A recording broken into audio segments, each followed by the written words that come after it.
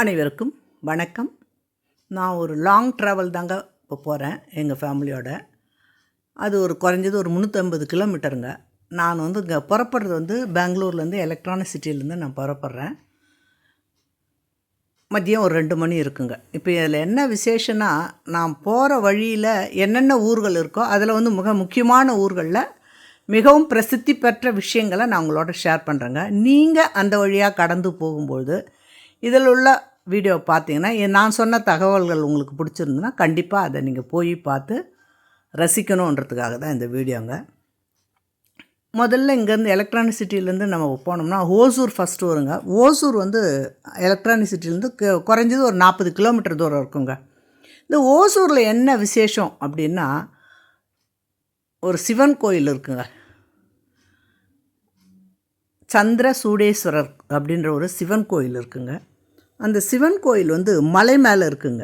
மலை மேலே இருக்கிறதால நம்ம போகிறதுக்கு வசதிகள் இருக்குது. அதாவது ரோடு வசதிகள் சொல்கிறேன். கார் போனாலோ இல்லை 2 வீலர் போனாலோ அதில் நீங்கள் பயணப்பட்டு அந்த சந்திர சூடேஸ்வரர் தரிசிக்கலாங்க. இந்த கோயில்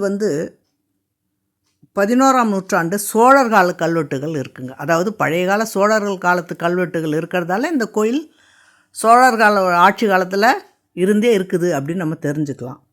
மேலும் இந்த ஓசூருக்கு பண்டைய காலங்களில் முரசு நாடு அப்படின்னு சொல்லியிருக்காங்கங்க. இந்த சந்திரசூடேஸ்வரர் கோயிலோட சிறப்பு என்னென்னா, ஒவ்வொரு வருஷமும் தேர் திருவிழா நடக்குங்க. அதாவது தேர் திருவிழா ஏப்ரல் மார்ச் மாதங்களில் நடக்கும். அந்த திருவிழா வெகு விமர்சையாக நடக்குங்க. அப்படி நடக்கும்போது பக்கத்து மாநிலங்களில் இருந்தோம், பக்கத்து மாவட்டங்களில் இருந்தோம், மேலும் வெளிநாட்டு சுற்றுலா பயணிகளும் கண்டுகளிக்கிறதாக தகவல்கள் இருக்குதுங்க. இந்த சந்திரசூடேஸ்வரர் கோயில் எப்படி இருக்குன்னா, நீங்கள் மைசூர் போயிருந்தீங்கன்னு வச்சுங்களேன், மைசூரில் சாமுண்டீஸ்வரர் கோயில் மலை மேலே இருக்குங்க. அந்த மலை மேலே இருக்கிற கோயிலோட அமைப்பு மாதிரி இந்த ஓசூரில் சந்திரசூடேஸ்வரர் கோயிலோட அமைப்பும் இருக்குதுங்க அப்படின்னு சொல்கிறாங்கங்க. நீங்கள் இந்த ஓசூர் வழியாக போகும்போது கண்டிப்பாக நீங்கள் அந்த சந்திரசூடேஸ்வரரை போய் பார்த்து அந்த சிவனை வணங்கி சிவனருள் பெறுவீங்க அப்படின்றதுக்காக தான் நான் இந்த பதிவை சொல்கிறேங்க. அடுத்து நம்ம ட்ராவல் பண்ணோம்னா நமக்கு வர்றது கிருஷ்ணகிரி என்ற ஊர் வருங்க. இந்த கிருஷ்ணகிரிக்கு பண்டைய காலத்தில் எயில் நாடு அப்படின்னு சங்க காலத்தில் சொல்லியிருக்காங்கங்க. சங்ககால போர் வீரர்களுக்கு இந்த இடங்களில் நவகண்டம் எனப்படும் நடுக்கற்கள் நிறைய காணப்படுதுங்க. இந்த மாநிலத்தில் கிருஷ்ணகிரி மாவட்டத்தில் நிறைய இடத்துல காணப்படுதுங்க. மேலும் இந்த இடத்த கொடைவள்ளலான அதியமான் ஆட்சி செய்த இடமாகவும் இருக்குங்க கிருஷ்ணகிரி. கிருஷ்ணகிரி இப்போ இருக்கிற கிருஷ்ணகிரி இல்லாமல் சேலத்தில் சில பகுதிகள், தருமபுரி, கிருஷ்ணகிரி மற்றும் மைசூர் ஆகிய இடங்கள்லாம் சேர்ந்து அதியமான் ஆட்சி செய்ததாக சொல்கிறாங்கங்க. மேலும் அந்த காலத்திலேயே கிருஷ்ணகிரி தமிழகத்தின் எல்லையாக இருந்திருக்குங்க. இப்பொழுதும் நமது தமிழகத்தின் எல்லையாக கிருஷ்ணகிரி இருக்குங்க. இந்த இடத்துல தமிழகத்தின் எல்லையில் பாராமகால், அதாவது என்ன இருக்கப்படும் 12 கோட்டைத்தலங்கள் இருக்குது. அதாவது இந்த கிருஷ்ணகிரி மாவட்டத்தில் 12 கோட்டைத்தலங்கள், வரலாற்று முக்கியத்துவம் வாய்ந்த கோட்டைத்தலங்கள் இருக்குங்க. முடிஞ்சால் நீங்கள் போய் பாருங்கள். இந்த கிருஷ்ணகிரியோட அமைப்பு, அதாவது அந்த ஊரானது சுமார் 2500 ஆண்டுகள் மிகவும் பழமை வாய்ந்த ஊர் அப்படின்னு சொல்கிறாங்க. வரலாற்று முக்கியத்துவம் வாய்ந்த ஊருங்க. இந்த ஊரில் என்ன மிகவும் சிறப்பான அம்சம்னா, ஒரு ஆஞ்சநேயர் கோயில் இருக்குங்க. அதுதான் 2500 வருஷங்களாக இருக்குது அப்படின்றாங்க. அதாவது சிறி காட்டு வீர ஆஞ்சநேயர் திருத்தலங்க. இந்த திருத்தலத்தில் நீங்கள் போய் மட்டை தேங்காய் வைத்து வேண்டிக்கினீங்கன்னா, நீங்கள் பிஸ்னஸ் விஷயமோ இல்லை வேறு குடும்ப பிரச்சனைகள் இருந்தாலும் கண்டிப்பாக நிறைவேறுங்க. நானும் அதை ட்ரை பண்ணியிருக்கேன். எனக்கு சக்ஸஸ் ஆகிருக்குங்க. நீங்களும் இந்த கிருஷ்ணகிரி வழியாக போனீங்கன்னா இந்த வீர ஆஞ்சநேயரை கண்டிப்பாக தரிசனம் பண்ணி அவருடைய அருளும் பெறணும் அப்படின்றதுக்காக தான் நான் இந்த பதிவை முழு மட்டை தேங்காய் வைத்து வழிபடுதல் பழக்கம் உண்டுங்க. மேலும் அதுக்கடுத்து நீங்கள் போனீங்கன்னா தருமபுரி மாவட்டம் வருங்க. அதாவது தருமபுரி மாவட்டம் 1965 சேலம் மாவட்டத்திலேருந்து பிரிஞ்சுதுங்க. பிரிஞ்சு தருமபுரி உருவாச்சுங்க. இந்த தருமபுரியை சங்க காலத்தில் தகடூர் என்று அழைச்சிருக்காங்க. இந்த நாட்டை அதியமான் நெடுமான் அஞ்சி என்ற மன்னன் ஆட்சி செய்ததாக புறநானூறு, அகநானூறு, குறுந்தொகை, 10 சிறுபானாற்றுப்படை ஆகிய நூல்களில் நெடுமான் அஞ்சியை பற்றி குறிப்புகள் உள்ளனங்க. அதை வச்சு நம்ம தெரிஞ்சுக்கலாம் அதியமான் நெடுமான் இந்த இடத்த ஆட்சி செய்தார் அப்படின்னு சொல்லிட்டு. அது மட்டும் இல்லாமல் தருமபுரியில் சுதந்திர போராட்ட வீரர் தீர்க்ககிரியார் பிறந்த மாவட்டம் தருமபுரி ஆகுங்க. அப்புறம் ஒகேனக்கல் ஃபால்ஸ் இருக்குங்க. தருமபுரியில் போனால் கண்டிப்பாக நீங்கள் அந்த ஃபால்ஸுக்கு போனால் ரொம்ப நல்லா இருக்குங்க. என்டர்டெயின்மெண்ட்டாக ஸ்விம்மிங் தெரிஞ்சவங்க ஸ்விம் பண்ணலாம். அப்புறம் பரிசல் வாகனமும் செய்யலாம். மீன் பிரியர்கள், அசைவ பிரியர்கள் அந்த இடத்துக்கு போனால் நிறைய ஃப்ரெஷ் மீன் வாங்கி சாப்பிட்லாங்க. முக்கியமான பரிசல் பயணமும் இருக்குங்க. இந்த தருமபுரி மாவட்டம் போனீங்கன்னா, ஒகேனக்கல் போனீங்கன்னா அந்த நீர்வீழ்ச்சியில் பரிசல் பயணமும் இருக்கும். சிறந்த சுற்றுலாத்தலம் ஆகுங்க. அப்படியே நம்ம அடுத்து ட்ராவல் பண்ணி அப்படியே போயிட்டே வந்தோம்னா அழகான காட்சிகள்லாம் பாருங்கள், ரம்மியமாக இருக்குது பாருங்கள். அதாவது ட்ராவலே ஒரு ரொம்ப இனிமையான பயணங்க. அதாவது என்ன சொல்கிறது, நம்ம ஸ்ட்ரெஸ்ஸு குறையும்.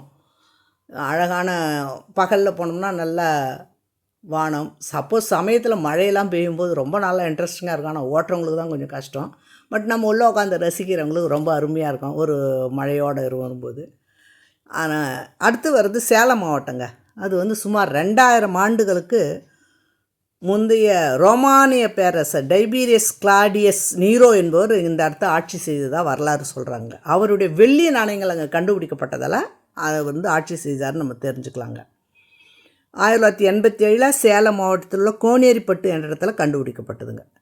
சேலம் மாவட்டம்னாலே மாம்பழத்துக்கு ரொம்ப பிரசித்தி பெற்றது இல்லைங்களா? அது ரொம்ப பிரசித்தி பெற்ற மாம்பழமுங்க.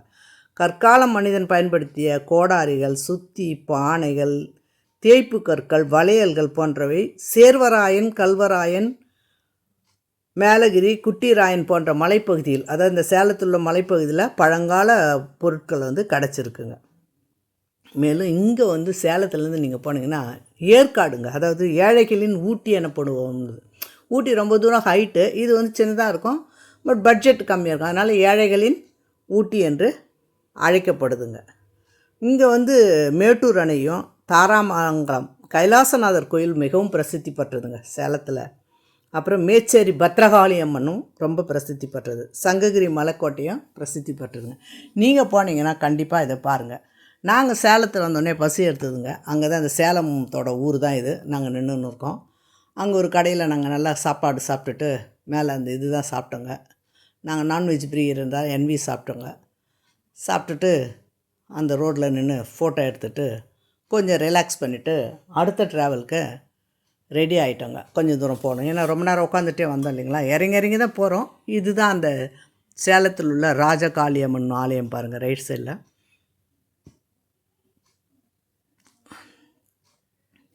சேலம் ஊர் வழியாக தான் நாங்கள் அப்படியே கிளம்பி போனோங்க. அடுத்து வர்றது வந்து கரூர் வருங்க. அங்கேருந்து சேலத்துலேருந்து போனேன் கரூர்னாலே காவிரி ஆற்றங்கரை தாங்க ஃபேமஸ்ஸு. அந்த காவிரி ஆற்றங்கரைக்கு வந்துட்டோம். இந்த காவிரி ஆறு வந்து கர்நாடக மாநிலத்தில் உள்ள மேற்கு தொடர்ச்சி மலையில் குடகு மாவட்டத்தில் உருவாகுதுங்க. தலைக்காவிரி என்ற இடத்துல சுமார் 4400 அடி உயரத்தில் தோன்றுதுங்க. இப்போ நாங்கள் பார்க்குறது கரூரில் இருக்கிற காவிரியை பார்க்குறோங்க. இந்த காவிரி ஆறு வந்து ஆசன், மைசூர், மாண்டியா, பெங்களூரு, சாமராச நகர் மாவட்டங்கள் வழியாக வந்து தமிழ்நாட்டில் வந்து எங்கே வருதுன்னா தருமபுரி, சேலம், ஈரோடு, நாமக்கல், கரூர், திருச்சி, தஞ்சாவூர், மயிலாடுதுறை வழியாக சென்று பூம்புகார் என்ற இடத்துல வங்காள விரிகுடாவில் கலக்கிறதுங்க இந்த காவிரி ஆறு. அதாவது கா என்றால் காடு, சோலை என்றால் பூ என்றால் பூங்காவனம். அதாவது காவிரி விருந்து வர இடம்லாம் பூங்காவனமாக இருக்கும் அப்படின்றதால காவிரி என்று சொல்லப்படுகிறதுங்க. அதாவது சோலைகளை விரித்து சொல்லுமா. அதாவது ஆறு பாய்ந்தாலே அந்த இடம்லாம் செழிப்பாக இருக்கும் இல்லைங்களா? அதனால் காவிரி அப்படின்னு சொல்கிறாங்க. இதனுடைய துணை ஆறுகள் என்னென்னா கபினி, ஏமாவதி, ஆரங்கி, லட்சுமண தீர்த்தம், ஆர்காலனி, சிம்சா, சொர்ணாவதி ஆகிய வந்து கர்நாடக மாநிலத்தில் பாயுதுங்க. இங்கே பாருங்கள், நாங்கள் குளிச்சுட்டு போனோம் டயர்டாக இருக்குன்னு சொல்லிட்டு. அதுக்கப்புறம் தமிழ்நாட்டில் என்னென்ன துணை ஆறுகள் இருக்குது இந்த காவிரியோட துணை ஆறுகள் அப்படின்னு பார்த்தா பவானி, அமராவதி, நொய்யல், திருமணி முத்தாறு போன்றவை தமிழ்நாட்டில் பாயும் துணை ஆறுகள். அது மேலே பிரிட்ஜுங்க. அதாவது காவிரி ஆற்றில் ஃபுல்லாக நம்ம தண்ணி பார்த்த கலவணும். அங்கேருந்து புறப்பட்டு வரும்போது பாருங்கள், இப்போ தான் சொன்னேன்ல மழையோடு இருந்தால் எப்படி இருக்கணும். ஆனால் ரொம்ப ரம்மியமாக இருந்தது. அதனால் ஒரு சூடாக காஃபி சாப்பிட்லான்னு சொல்லிட்டு தான் இந்த இடத்துல நிறுத்தணும். ஹோட்டலில் போய் காஃபி சாப்பிட்டுட்டு கொஞ்சம் ரிலாக்ஸ் ஆங்க. சரியான மழைங்க. கரூர் தாண்டி குளிச்சுட்டு வந்தோடனே செம்ம மழை. அது பாருங்கள், நல்லா தெரியுதா பாருங்கள். ரொம்ப என்ஜாய்மெண்ட்டு. வண்டி ஓட்ட முடியாத அளவுக்கு இருந்தாலும் காஃபி வேணும் அப்படின்னு சொல்லிட்டு சில்னஸாக இருக்குன்னு ஒரு காஃபி டீ எடுக்கலாம், டீ பிரேக் மாதிரி. அந்த இடத்துல நிறுத்திட்டு என்ஜாய் பண்ணோம். மழையும் ரசித்தோம், நாங்களும் ரிலாக்ஸ் பண்ணிவிட்டு அப்படியே அடுத்த இடத்துக்கு போகலாம் அப்படின்னு சொல்லிட்டு தொடர்ந்தோங்க. இப்போ நம்ம இங்கேருந்து கிளம்பினோடனே அடுத்து நாங்கள் சொன்ன அந்த கோவில் அது தாங்க பார்க்க போகிறோம். அந்த இடத்துக்கு தான் நம்ம போகிறோங்க. இங்கேருந்து கொஞ்சம் தூரம் தான் இருக்குது, என்னுடைய இதுவும் முடிஞ்சிடும். இப்போ வந்து இந்த இடத்துல நின்று நாங்கள் வீடியோ எடுத்துக்கணும், அதுதான் இந்த வீடியோ. அழகாக இருக்குது பாருங்கள். அதாவது மழையோடு இருக்கும்போது ரொம்ப அழகாக இருக்குது, வேறு ஒன்றும் இல்லை, என்ஜாய்மெண்ட்டாக இருக்குது. அந்த ரசிச்சுட்டு எல்லோரும் ஏறி மறுபடியும் அடுத்த இடத்துக்கு ட்ராவல் பண்ண ஆரம்பித்தேங்க. அப்படி போகும்போது மழையால் அங்கே காஃபி கடை தான் கிடச்சிது. சரி, நைட்டு டின்னருக்கு எதாவது வேணுமானு இந்த இடத்துல மறுபடியும் நின்றுங்க. கொஞ்சம் தூரம் வந்தோடனே இங்கே சாப்பாடு இருந்தது, பார்சல் வாங்கிக்கலான்னு சொல்லிவிட்டு நாங்களாம் இந்த பக்கம் இருந்தோம். அந்த பக்கம் எதிர் சைடில் ஹோட்டல் இருந்ததால் மற்றவங்க போய் வாங்கிட்டு வந்தாங்க. ஸோ அதை வாங்கி எடுத்துகிட்டு நாங்கள் கோயில் இருக்கிற ஊரை தேடி போனோங்க. இப்போ நாங்கள் எந்த கோயிலுக்கு வரணும் அப்படின்னு சொன்னால், இது வந்து தமிழ்நாட்டிலேருந்து மேற்கே 115 மீட்டர் கிலோமீட்டர் தூரத்தில் உள்ள ஆறுபடை முருகன் கோவில் ஒன்று தாங்க நாங்கள் இப்போ பார்க்க போகிறது. அதாவது 3ஆம் படை வீடு பழனி முருகன் கோவில் தான் நம்ம பார்க்க போகிறோங்க. அந்த ஊருக்கு தான் இப்போ நம்ம ட்ராவல் பண்ணுறோங்க. டின்னருக்காக வாங்கிறதுக்காக பேக்கிங் பண்ணியிருக்காங்க. அதை பண்ணோடனே எடுத்துகிட்டு கிளம்பிட்டோங்க. இந்த படை வீடு வந்து 6 படை வீடுகளில் இது 3ஆம் படை வீடாகுங்க. இந்த கோவிலுக்கு விவிசிஆர் முருகேச முதலியார் நிறைய பண்ணியிருக்காருங்க. அதாவது அந்த கோயில்களோட கல்லூரிக்கு இலவச இடம், தங்கத்தேரு, வைரவேல், தங்க மயில் வாகனம், விஞ்சு, மின்னிழுவை எல்லாமே அவரே செஞ்சு கொடுத்துட்டாருங்க. இந்த கோயிலானது, இந்த முருகன் கோயிலோட சிலை வந்து நவபாஷான சிலையால் செய்யப்பட்டது. அதாவது போகர் என்ற சித்தர் வந்து செய்து கொடுத்ததாக சொல்கிறாங்க. இடும்பன் என்றவர் வந்து ஒரு தராசில் பழனி மலையும் ஒரு தராசில் இடும்பன் மலையும் தூக்கிட்டு வந்து இந்த இடத்துல வைத்ததாக புராணங்கள் கூறுகின்றன. முருகப்பெருமான் பழம் வேண்டி இந்த இடத்துல நின்றதால் பழனி என்று அழைக்கப்படுகிறார். இந்த கோயிலில் மிகவும் பிரசித்தி பெற்றது பஞ்சாமிர்தங்க. நாங்கள் உண்மையிலே எங்களுக்கு வந்து வேண்டிக்கின்னு பல விஷயங்கள் இந்த பழனி முருகப்பெருமான், என்னுடைய வாழ்க்கை தொடக்கத்துலேருந்து இன்று நாள் வரை பழனி முருகனும் எனக்கும் ரொம்ப என்ன சொல்கிறது தொடர்பு இருந்துக்கினே. அது பாருங்கள், போகிற வழியில் வேல் இருக்குங்க. அந்த ரோட்டில் கிட்ட வந்துட்டோம், கோயில்கிட்ட மயில் இருக்குங்க. அதாவது தொடர்ந்து அவர் என்னுடைய கூடையே நடந்துட்டு வர மாதிரி இப்போ தான் நான் கண்டிப்பாக உணர்றேங்க. ஆரம்பித்தப்போ என்னுடைய வாழ்க்கை பயணம் ஆரம்பிக்கும்போது முருகன் தான் எனக்கு வேணும்னு சொன்னேன். இப்போயும் என்னுடைய முருகன் தான் என்னை வந்து பெரிய இடர்லேருந்து எங்களை காப்பாற்றி விட்ருக்காருங்க. அதுக்கு நன்றி செலுத்தும் விதமாகத்தான் நான் இந்த பழனி முருகன் கோயிலை வந்திருக்குங்க. உண்மையை சொல்லணும், என்னுடைய கணவருடைய உயிரை இந்த முருகப்பெருமான் காப்பாற்றி கொடுத்துருக்காங்க. இது உண்மையிலேயே நடந்த சம்பவம். அதனால தான் அந்த முருக தரிசனம் இப்போ வரேங்க நான் பார்க்குறதுக்கு. முருகப்பெருமானும் என்னை கூப்பிட்டாருங்க. அதனால் வந்துட்டோம். ராத்திரி ஆயிடுச்சு. ஆல்ரெடி நாங்கள் ரூம்லாம் அங்கே புக் பண்ணி வச்சுருந்தோம். அதனால் பிரச்சனை இல்லை எங்களுக்கு. அதனால் ஆன்லைன்லேயே புக் பண்ணிட்டதால் இது அங்கே டிராஃபிக்கு, மார்க்கெட் ரோட்டில் டிராஃபிக்குங்க. புக்கு பண்ணியிருந்ததில் எங்களுக்கு ஆல்ரெடி இருந்தது. போயிட்டு அழகாக செட்டில் ஆகிட்டு அப்படியே நாங்கள் கோயிலுக்கு போகலான்னு சொல்லிட்டு ரெஸ்ட் எடுக்க போனாங்க. நீங்களும் இந்த மாதிரி போகும்போது ஆன்லைனில் பாருங்கள், கோயில் வந்துச்சு. மலை, அந்த மலைக்கோயில் பக்கத்துலேயே நாங்கள் ரூம் போட்டுருந்தோங்க. பாருங்கள், இரவில் எடுக்கப்பட்டதுங்க. ஆனால் வந்து கோயிலுக்கு வந்து மலை மேலே வீடியோஸ் அலோடு கிடையாது, ஃபோனோ கேமராவோ அலோடு கிடையாது. அதனால் நான் இங்கேருந்தே எடுத்த வீடியோக்களை தான் நான் உங்களுக்கு சொல்லியிருக்கேன். பழனி முருகன், வெற்றிவேல் முருகனுக்கு கரோகரா, பழனி முருகனுக்கு கரோகரா அப்படின்னு சொல்லிவிட்டு நான் அந்த ரூமை போய் அடைஞ்சேன். எப்படி இருக்குது பாருங்கள். உண்மையில் நீங்களும் வேண்டி பாருங்கள், பழனி முருகன் கண்டிப்பாக கொடுப்பாருங்க. அதாவது வந்த வினையும் தீரும், வருகின்ற வல்வினையும் தீரும், கந்தா என்று சொல்லோர்க்கு செந்தில் நகர் சேவகா என்று திருநீறு அணிவார்க்கு, செந்தில் நகர் சேவகா என்று திருநீறு அணிவார்க்கு மேவ வாராது வினையே. நீங்கள் சொல்லி பாருங்கள் இந்த இதுவை. அதாவது வந்த வினையும் வருகின்ற வல்வினையும் கந்தா என்று சொல்லிட கலங்கிடுமே, செந்தில் நகர் சேவகா என்று திருநீறு அணிவோர்க்கு மேவ வாராது வினையே. இந்த இதுவை நாங்கள் சொல்லி பாருங்கள். நான் தினமும் சொல்கிறேங்க. எனக்கு ரொம்ப என்ன சொல்கிறது, என்னுடைய பல கஷ்டங்கள் தீர்ந்துருக்குங்க. நீங்களும் கண்டிப்பாக முயற்சி செய்து பாருங்கள். முருகனை வேண்டிக்குங்க, கண்டிப்பாக நடக்குதுங்க. என்னுடைய வாழ்வில் நடந்த உண்மை சம்பவம் இது. அந்த இரவு நேரத்தில் ரூமில் நாங்கள் இருந்துட்டு கொஞ்சம் ரிலாக்ஸ் பண்ணுறதுக்காக வந்தப்போ எடுத்த வீடியோ தான் இது. அந்த கோயில் பக்கத்துலேயே இருந்ததால் எனக்கு அந்த மலையை ரொம்ப அழகாக எடுத்து முடிஞ்சதுங்க. அடுத்த நாள் காலையில் கிளம்பணுன்றதுக்காக ஏதோ சாப்பிட்டுட்டு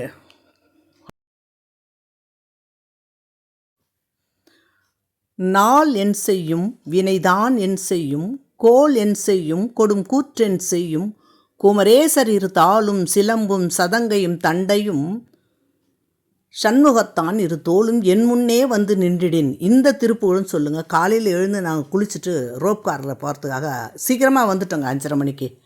அப்போ வந்து என்ன ஆச்சுன்னா அந்த ரோப் காரில் ஏறிட்டோம். ஏறினா ஆனால் அங்கே ரோப் கார் போகிற இடத்துல 7 மணிக்கு தான் கவுண்டரே திறப்பாங்கன்ட்டாங்க. சரி என்ன பண்ணுறதுன்னு 5:45 ரெடி ஆகிட்டோங்க. ஏன்னா எங்களால் கூட்டத்தில் இருக்க முடியாது அப்படின்னு சொல்லிட்டு ரோப் காருக்கு போய் விட்டோம். ரோப் கார் இருக்குங்க, மின் இழுவை அதாவது ட்ரெயின் மாதிரி ஒன்று இருக்கும், அதுவும் இருக்குங்க. இருந்தாலும் என்ன பண்ணுறதுன்னு இது அந்த பாதைங்க, அதாவது முருகப்பெருமானுடைய மலையை சுற்றி வரும் மலைப்பாதை இது. பக்தர்கள் போயிட்டே இருக்காங்க பாருங்கள், அவ்வளோ காலையிலையும் போயிட்டுருக்காங்க. எங்களால் நடக்க முடியாதுன்ற பட்சத்தால் ரோப் காரில் ஏறிட்டு நாங்கள் 2 பேரும் வந்தோங்க. வந்துக்கிட்டே இருக்க வீடியோ அதை பாருங்கள், இருட்டாக இருக்குது பாருங்கள், பொழுதே வெடியில் போன ராத்திரத்தில் வந்தோங்க. ரோப் காரில் ஏறிட்டு இந்த பேட்ரி காரில் ஏறிட்டு ரோப் காருக்காக போகிற இடத்துக்கு போய் சேர்றோங்க. அங்கே போயிட்டு க்யூவில் நின்றுட்டோங்க. நாங்கள் போய் உட்காந்தது 5வது ஆளாக உட்காந்துட்டோங்க. 6 மணிக்கு எல்லாமே 5:45 போனோம், 6 மணிக்கு உள்ளார போனோம். 6:45 ஆனால் கவுண்டர் திறந்துட்டாங்க. 7 மணிக்கெல்லாம் ஃபஸ்ட்டு நாங்கள் டிக்கெட் வாங்கிட்டோம். 5வது மெம்பரை வாங்கிட்டு மலை மேலே போயிட்டு காலையில் முருகப்பெருமானுடைய தரிசனத்தை நல்லா பார்த்தோங்க. பார்த்துட்டு பிரசாதம் கிடச்சிதுங்க, வாங்கி சாப்பிட்டுட்டு முருகப்பெருமானவர்களோட நாங்கள் திவ்யமாக திரும்பி வந்தோங்க. நீங்களும் போய் பாருங்கள். ஒரு 10 மணி ஆயிடுச்சுங்க. எல்லாம் ஸ்டிஃபன்லாம் சாப்பிட்டுட்டு அங்கேருந்து நாங்கள் கிளம்புறோம். இது இடும்பன் மலை ரோடுங்க. இங்கே தான் அந்த சொன்னேன் இல்லைங்க, இடும்பன்ன்றவர் ஒரு தராசில் பழனி மலையும் இடும்ப மலையும் தூக்கிட்டு வந்தார், இங்கே வச்சார். இந்த இடத்துல தான் அது இடும்பன் மலை. இது மேலே இருக்குங்க இடும்பன் கோயில். எங்களால் ஏற முடியலை, வெயில் வந்துடுச்சுன்னு நாங்கள் பார்க்கல. உங்களுக்கு நேரம் இருந்ததுன்னா உங்களால் முடியும்னா கண்டிப்பாக இந்த இடும்பன் கோயிலையும் பாருங்கள். ஏன்னா முருகன் கோயில் போனால் இடும்பன் கோயில் பார்க்கணும். எங்களால் வயசானவங்கத்தால் ஏற முடியல. கண்டிப்பாக நீங்கள் போய் பாருங்கள் இடும்பன் கோயிலும். நாங்கள் அதெல்லாம் முடிச்சுட்டு திரும்ப எங்களுடைய ஊருக்கு நோக்கி பயணப்பட்டோங்க.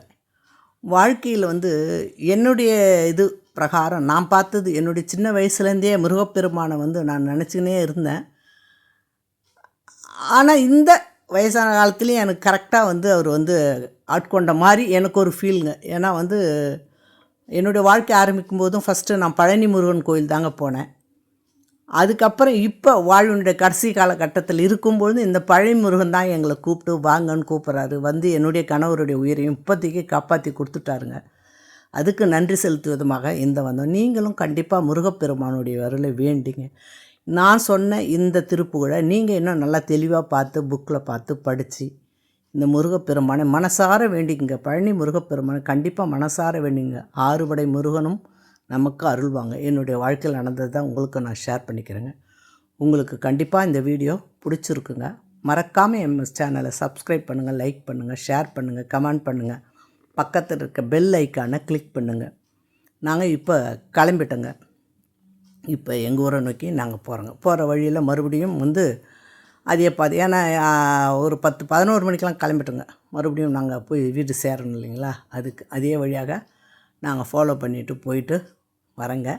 நீங்களும் உங்கள் எங்கே இருந்தாலும் முடிஞ்சப்போ வருஷத்தில் ஒரு முறையாக நீங்கள் பாருங்கள். ஆனால் இந்த வருஷம் எனக்கு 2 முறை 3 முறை பழனிக்கு வருவதுக்கு எனக்கு முருகப்பெருமான் அருள் கொடுத்தாருங்க. அந்த அருளோடு தான் நானும் இங்கே முருகப்பெருமானை பார்த்துட்டு வந்தாங்க. 6 படை முருகனும் இருக்காருங்க. 6 படை முருகன் வீடுகளும் நான் பார்த்துருக்குங்க. உங்களுக்கும் சமயம் கிடைச்சா போய் பாருங்கள். ஏன்னா ஒவ்வொரு தலத்துக்கும் 6 படை முருகனுடைய ஒவ்வொரு தலத்துக்கும் ஒவ்வொரு சிறப்பம்சம் இருக்குங்க. ஒவ்வொரு தடவையும் நம்ம அந்த திருத்தலங்களுக்கு போகும்பொழுது மனதில் அவ்வளோ மகிழ்ச்சியும் சந்தோஷமும் இருக்குங்க. உங்களுடைய குறைகள், அதாவது மனிதர்களோட குறைகள் எது இருந்தாலும் கண்டிப்பாக அது நிறைவேறுதுங்க. ஆத்மார்த்தமாக உண்மையோட அன்பாக நீங்கள் அது பாருங்கள். இப்போ நம்ம ராத்திரி பார்த்தோம் இல்லைங்க, அந்த மயில் பழனி ரோட்டில், அது இப்போ பகலில் பாருங்கள். மயிலும் அந்த பழனி மார்க்கெட் ரோடு இது பாருங்கள். இப்போ நாள் தெரிவு வேல் இருக்குது பாருங்கள். ராத்திரி வந்தப்போ தெரியல, இப்போ பகலில் நல்லா தெளிவாக தெரியுது பாருங்கள். இது மாதிரி தான் அந்த பழனி மார்க்கெட் ரோட்டில் வேலும் மயிலும் கூட வச்சுருப்பாங்க ஒரு இடத்துல கார்னரில். உங்களுக்கு டைம் இருந்தால் ஒன்றா இறங்கி நின்று பாருங்கள். எங்களுக்கு நேரம் இல்லாதால நாங்கள் அப்படியே கிளம்பி வந்துட்டோங்க. நீங்கள் போய் பார்த்து என்ஜாய் பண்ணிவிட்டு வாங்க. பழனி முருகன் கோயிலில் வந்து இது நவபாஷானத்தால் செஞ்ச சிலை இல்லையா, போகர் செய்த சிலை இல்லையா, அந்த சிலை வந்து இப்பொழுது என்ன பண்ணாங்க, இரவு கால நேரங்களில் எப்பொழுதுமே வந்து இரவு காலங்களில் சந்தன காப்பு சாத்துவாங்க. முருகருக்கு இரவில் சந்தன காப்பு சாத்துவாங்க. சாத்திட்டு முடிச்சிடுவாங்க. அர்த்தம் முடிஞ்சிருங்க. காலையில் அந்த சந்தன காப்பை வந்து எடுத்து அந்த சந்தனத்தை வந்து பக்தர்கள் வர காலையில் விஸ்வரூப தரிசனம் பார்க்க வர அத்தனை பக்தர்களுக்கும் பிரசாதமாக தராங்கங்க. அந்த சந்தனம் வந்து அவ்வளோ மருந்தாக செயல்படுது. ஏன்னா நவபாஷான சிலையில் மேல் சாத்தின சந்தனம் இல்லைங்களா, அது அருமருந்தாக பயன்படுதுங்க. பக்தர்களுடைய அசைக்க முடியாத நம்பிக்கைங்க. பாருங்கள், இப்போ மழை ஆரம்பிச்சிச்சுக்க. நாங்கள் வரும்போது நல்ல மழை, இப்போ போகும்போதும் நல்ல மழைங்க. நீங்கள் கண்டிப்பாக அப்படி போக மாதிரி விஸ்வரூப தரிசனம் பார்க்கணும் அப்படின்னு சொல்லி நீங்கள் பார்த்தீங்கன்னா அந்த சந்தனத்தை வாங்கி நீங்கள் சாப்பிடுங்க, நெத்தியில் பூசிக்குங்க, வேண்டிக்குங்க. உங்களுக்கு என்ன வேணும் அப்படின்னு சொல்லி நினச்சி வேணும்னா கண்டிப்பாக அந்த முருகப்பெருமான் முடிச்சு கொடுப்பாருங்க. சில பேர் சொல்லுவாங்க காலையில் விஸ்வரூப தரிசனம் பார்க்கக்கூடாது, இரவில் வந்து ராஜ அலங்காரம் தான் பார்க்கணும் அப்படின்னு சொல்லிட்டு. அப்படிலாம் கிடையாதுங்க. நீங்கள் வந்து காலையில் வந்து பார்த்தாலும் முருகப்பெருமான் கண்டிப்பாக நமக்கு செல்வ வளத்தை கொடுப்பாருங்க. அவர் எதுக்கு அப்படி நிற்கிறாருன்னா, கடைசி காலத்தில் நமக்கு எதுவுமே இல்லை, இப்படி தான் நம்ம நிற்போம் அப்படின்ற ஒரு உண்மையை உணர்த்த தான் அப்படி நின்னாரே தவிர, அவர் பார்த்தாலே நமக்கு ராஜா போக வாழ்வு தாங்க கிடைக்கும். அதனால் அப்படிலாம் யோசிக்காதுங்க. அப்படி யோசிச்சிங்கன்னா காலையிலையும் பாருங்கள், இரவும் வந்து 6 மணிக்கு ராஜ அலங்காரம் அந்த அலங்காரத்தையும் ராஜ அலங்காரத்தையும் பாருங்கள். பார்த்துட்டு 6 மணிக்கு வந்து தங்க ரதம் இழுப்பாங்கங்க. ஒவ்வொரு நாளும் தங்க ரதம் முருகனுக்கு பழனியில் வந்து இது பண்ணுவாங்கங்க. ஸோ நீங்கள் அந்த இதுவும் பார்த்துட்டு வாங்க. நாங்கள் வந்து ஓசூர்கிட்ட திரும்ப வந்துட்டோங்க. இரவு சாப்பாட்டுக்காக அங்கே இந்த இடத்துல நிறுத்தினோங்க. நல்லா சாப்பிட்டுட்டு மறுபடியும் வண்டியை எடுத்துகிட்டு எங்கள் வீட்டுக்கு கிளம்பிட்டோங்க. நீங்களும் இந்த மாதிரி ஒரு நல்ல ட்ரிப்பாக பாருங்கள். எங்கள் கூடயே கடைசி வரைக்கும் வந்து அன்றைக்கி பௌர்ணமிங்க.